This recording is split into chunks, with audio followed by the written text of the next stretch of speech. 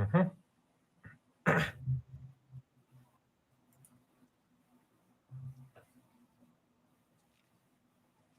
Hello, everybody, and welcome to Forever Motorsports on Forever Sports. We are watching the final bits of the Miami Grand Prix, but this is reviewing it. Max Verstappen comes all the way back from 9th into 1st to win Miami. His teammate Sergio Perez finishes in 2nd, and Fernando Alonso in that Aston Martin finishes in 3rd. Just to go over some of the results from that race there, we go and see Max Verstappen and say 1, 2, and 3 went over. George Russell did very well to get himself into 4th. Carlos Sainz dropped from 3rd place on the grid to 5th in the final standings there. Lewis Hamilton goes up into 6th from 13th. A great race from Lewis Hamilton as well there. Charles Leclerc from P8 into P7 after yesterday's crash. He didn't crash today. Pierre Gasly in 8th. Esteban Ocon in 9th. And Kevin Magnussen rounding off the top 10.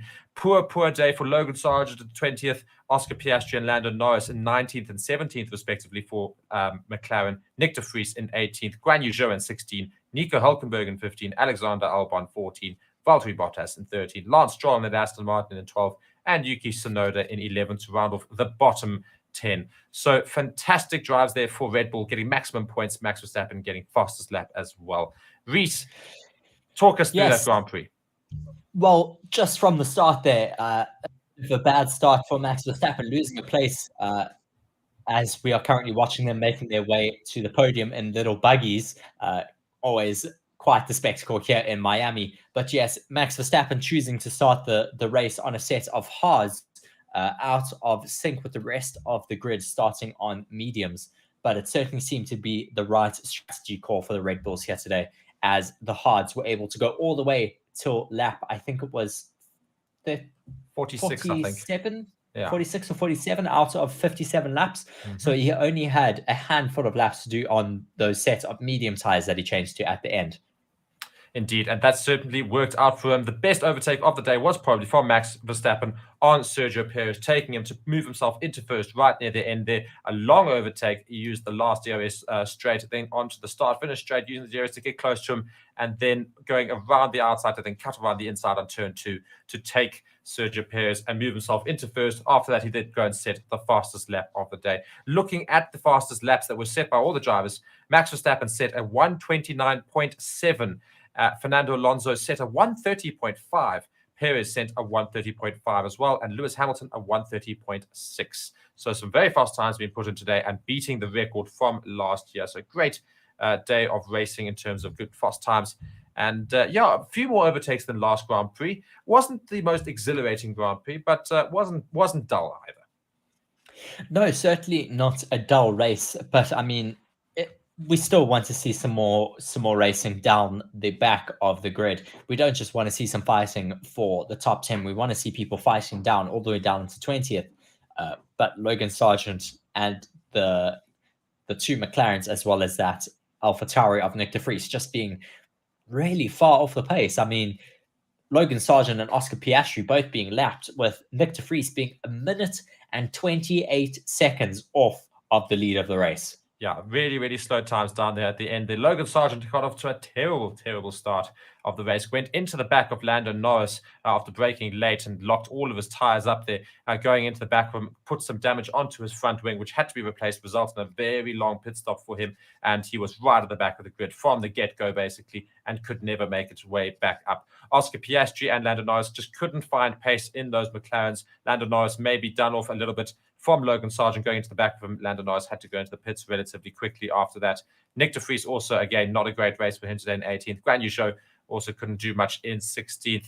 Not a bad day at the office, though, for Haas, with Kevin Magnussen sitting in 10th. He did start in 4th and was fighting a lot of the time with some big cars and doing very well there, but in the end, does have to concede points to everybody else. Alpine had a fantastic day, though, in 8th and 9th place. Probably could have finished a little bit higher. Pierre Gasly and Esteban Ocon right next to each other, getting some decent points for Alpine. A car that found place though out on track there today was Lewis Hamilton. I mean, he had a terrible, terrible qualifying session yesterday, starting down in 13th, but he was able to pull himself up to, what was his final finishing position? He finished in 6th there, so yeah. Yes, very good day out there for Lewis Hamilton. Certainly not where he'd want to be, but better than where he qualified yesterday, that is for sure. Yeah. So looking at points-wise, we see Red Bull, as I say, take all the points. But Aston Martin do get a 16 points for Fernando Alonso there. But I do think Mercedes might well be right on the tails of Aston Martin right now. I'm just going to go try and do just go and see. But the constructors' points makes it a lot more interesting today. Both Ferraris at least finishing the race, which doesn't often happen, unfortunately, this season at the moment. But just looking at some replays in that race there, just seeing there the Red Bull taking one of the Ferraris there and them having a laugh in the pit there for Verstappen, Perez, and Alonso. But yeah, lots of points have been shared from various teams as a result of that race.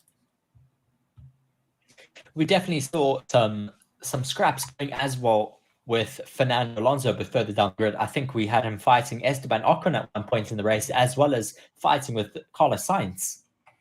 Had a bit of a switcheroo. At one point, Carlos Sainz was up into third, and Fernando Alonso was down fourth, and then they fought it out again, and Alonso just came out on top today.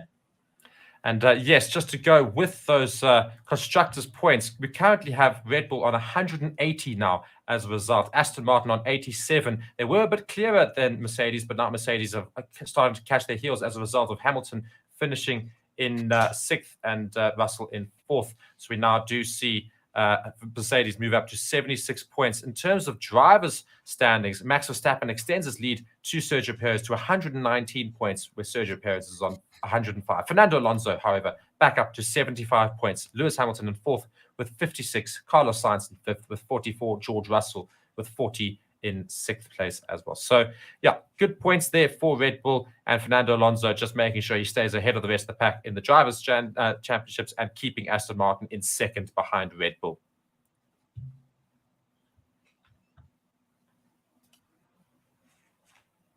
Red Bull will be very happy with that big points haul that they have today. Now over 200 points in the constructors, over 100, and I think 120 points ahead of their closest rival right now. Is it? Because I'm seeing 180 points. Yes, it's.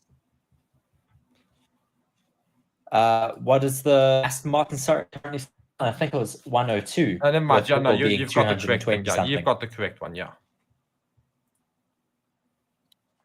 It's a massive, massive lead at the moment in the Drivers' and Constructors' Championships for Red Bull. They certainly are running away with this championship at this point, as we are now watching the podium ceremony getting underway here in Miami. Fernando Alonso makes his way out. Per usual, as we have, yes. Alonso looking quite sweaty there in his race suit, just seeing all of those sweat marks. So it was clearly a very hot day out in Miami. It's extremely humid, even though they had a lot of wind gusts. It's still very, very hot inside that race car. So notably, notably, of course, we now have Verstappen running out and getting the cheers from the crowd, of course, finishing first. Perez and Verstappen, very, very trivial between the two. No fighting there at all, as we do see anthems now starting to play. So great for Red Bull there, not having any spats at the moment, at least, from that race. Of course, it's going to be very difficult to manage the season with Sergio Perez and Max Verstappen fighting it out for the Drivers' Championship. Yes, I don't have too many other comments on the race today. I mean, other than Max having that stellar move from the middle of the grid up into first, I don't have too many takeaways from this. I'll tell you what I will take away is the fact that Fernando Alonso is such a cool, calm, and collected character that he's currently sitting in third on the grid. And what happened there? He managed to see Lance Stroll make an overtake late on in the race into turn one, and could tell the team, he said, what happened to what position is Lance in now? I see a very good overtake in turn one, which means he was watching TV whilst he was racing. And that just tells you how good of a driver he really is. He has the time to just go and multitask. You know, he's driving a Formula One car at the speed of light and then looks to his right, sees a TV, and goes, oh, that's a good overtake. Yeah, no, well done. It just shows how these drivers are able to think at such high capacity in these Formula One cars. They're not only driving the fastest cars on earth while making micro adjustments to their differential, their braking balance, as well as multiple other bits of the car, but they're also able to watch TV now. Yeah. I mean, yeah, just insane race there from Fernando Alonso. Of course, can't really compete with those Red Bull cars, but still showing the fact that this Aston Martin's got the pace to really stamp themselves into second at the moment. So it's all up to Lance Stroll to really start to get his A into gear and qualify better so that he can hopefully finish further up the grid. He did well to get from 18th into 12th place, but he should have finished higher had he actually made it into the next qualifying session yesterday. Nonetheless, Aston Martin will still be happy with another third place for Fernando Alonso. Yes, as we now have the national anthems wrapping up here in Miami, I'm sure we will get some champagne being sprayed very soon. But Mark, any last thoughts about the race yesterday? Well, I think Christian Horner knows that he's got to start to manage this. What's going to happen now on Twitter, I'm sure, after this race is going to say how much talking was there between Max Verstappen and the team versus Sergio Perez and the team. And I'm sure we're going to have a little bit of controversy built up there. Some of it true, some of it not, of course. And it'll be something that he'll need to manage with the team. Nonetheless, Red Bull will be very happy with that today.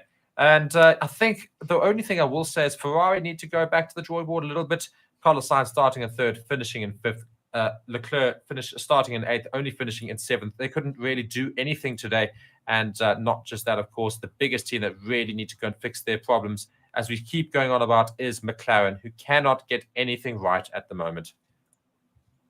Yes, just having a look at a bit of a comment from Carlos Sainz, just saying before the race happened today, Carlos Sainz said Max will come from behind and will definitely overtake us.